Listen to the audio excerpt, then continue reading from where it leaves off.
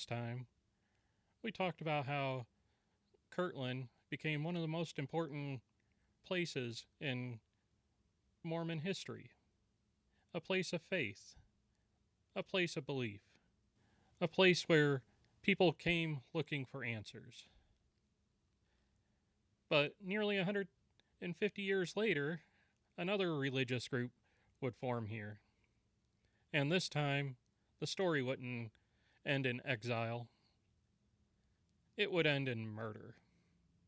In the late 1980s, a small religious group quietly formed in Kirtland, Ohio. At first, it didn't seem unusual. A charismatic leader, Bible study meetings, families looking for a purpose, people searching for answers. But behind closed doors, something much darker was beginning to happen. And before it was over, an entire family would be murdered, their bodies hidden beneath a barn. This is the story of Jeffrey Lungren. Welcome back to Stories by Derek. We dig into stories and history you probably didn't learn in school, but you should have. Jeffrey Lungren didn't start out as a cult leader. He wasn't even living in the woods. He wasn't leading secret groups, and nobody looked at him and thought, this man is going to become one of Ohio's most infamous murderers.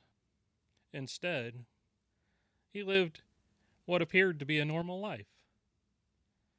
He served in the military, he worked jobs, had a family, and became deeply interested in religion. Over time, that interest became an obsession, not just with faith, but with authority, with prophecy, and with the idea that he had special knowledge others didn't.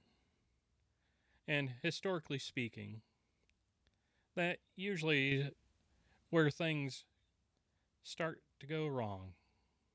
Lungren eventually became involved with the RLDS Church. Today, it's known as the Community of Christ.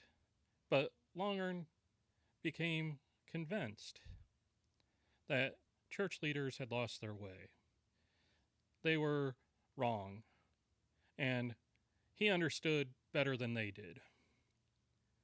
Eventually, he began gathering followers for himself, and people listened, not because they were foolish, not because they were weak, but because many were searching for the same thing people have always searched for: purpose, meaning, answers.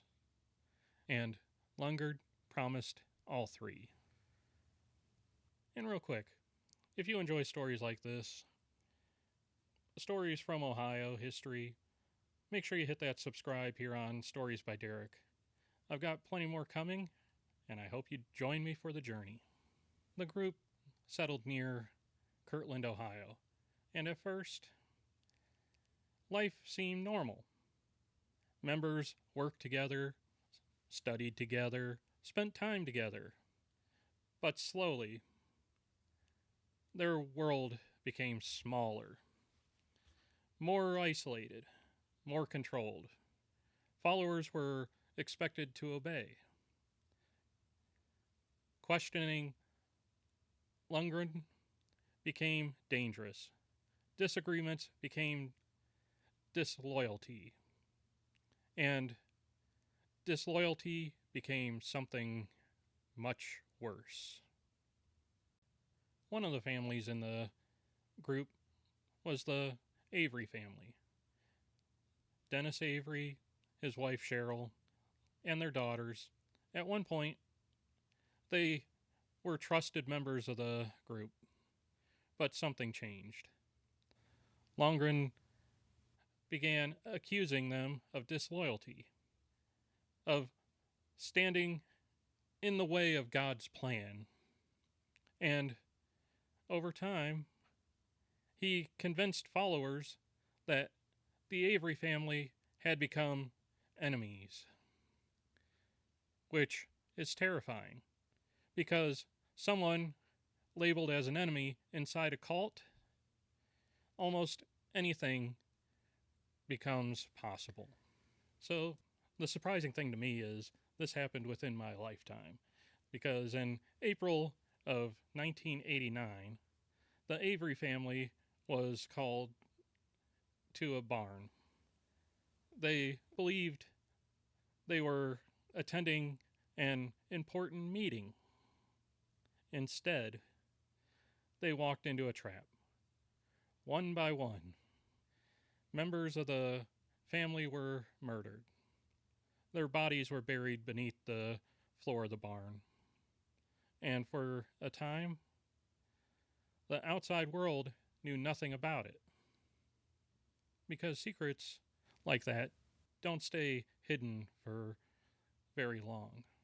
Eventually, members began leaving the group, and when they did, they started talking. Investigators followed up, and what they found shocked the community. The burial site was discovered. The truth emerged, and Jeffrey Lungren was arrested, along with several followers who had participated. Lungren was convicted of murder, multiple murders, and sentenced to death. Years later, in 2006, he was executed by the state of Ohio. The man who claimed spiritual authority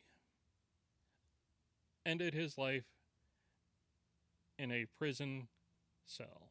And what makes this story strange is where it happened. Kirtland, the same town that played such a major role in the early Mormon history. The same town where people gathered looking for faith, looking for answers, looking for purpose.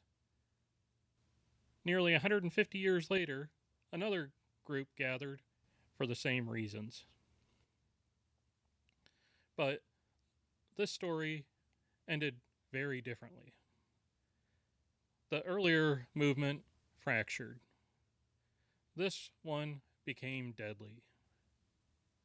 If you like this story, make sure that you hit the subscribe so you don't miss the next one.